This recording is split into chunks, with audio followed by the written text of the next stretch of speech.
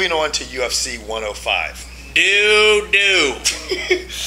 And for you people who are getting 106, more garbage. If you pay for that, you're not smart. Anyway, UFC 105. We're going to start with the Mike Swick versus Dan Hardy fight. Swick did not look good. No, Dan Hardy. It was, it was a close fight the first 2 rounds, but then Dan Hardy just. By the way, the winner of this now gets the privilege of fighting GSP. Well, Dan Hardy straight up said about GSP. He said, "Hey, you know what? GSP is an athlete, but I'm a fighter." There's a lot of other fighters that have fought that. Good luck, buddy. And haven't done it. I just can't see Dan Hardy beating GSP. Getting back to the fight, Dan Hardy got the nod over Mike Swick tonight. That's great. Moving on to the next big event where everybody was anticipating to see was Michael Bisbing facing Dennis Kang. Because this fight was in England. No kidding. Why wouldn't Bisbing and half of the English fighters and who've appeared in the UFC fight, and Bisbing crushed Kang.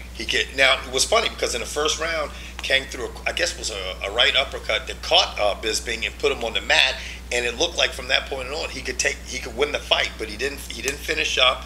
He gave Bisbing an opportunity to get back into the fight. In the second round, Bisbing put it away with a TKO. Now, the big event of the night was Randy Couture versus Brandon Vera.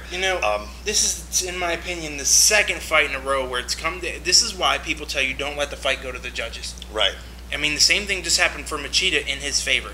Now, in my opinion, Vera got robbed. I agree with you. Vera outworked, out-hustled, he looked good. I mean, I'm one to knock Brandon Vera. I'll be the first person to tell you I thought he should have been out of the UFC many fights ago, but he hung in there with Randy Couture, and in my opinion, he beat Randy Couture. Yeah, I gotta be. I'm gonna side with you on that one. And you know what? After the fight, at the post-fight interview inside the ring, they asked Randy Couture. Joe Rogan asked Randy Couture, "What did you think about the decision?" And he said, "Well, we've dealt with this a couple of times, and it depends on what the judges are seeing. I don't know what the judges were seeing, because I definitely had Stevie Wonder, Ray Charles. I mean, I don't know who the third. Keller. Yeah, those are your judges because I don't know what they're seeing. All respect to Randy Couture because he's great. He's 46 years old and he gets out there and bangs out with the best of them. But I just think that Brandon Vera had the edge tonight. I think he should have got the decision, maybe a split decision, but Couture got a unanimous decision. I just didn't see how it went like that.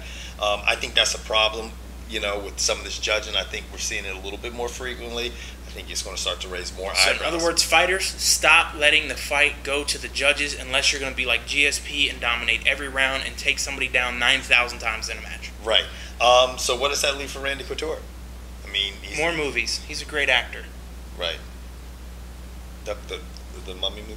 Yeah, not good. Anyways, this is our fight coverage from UFC 105. Later.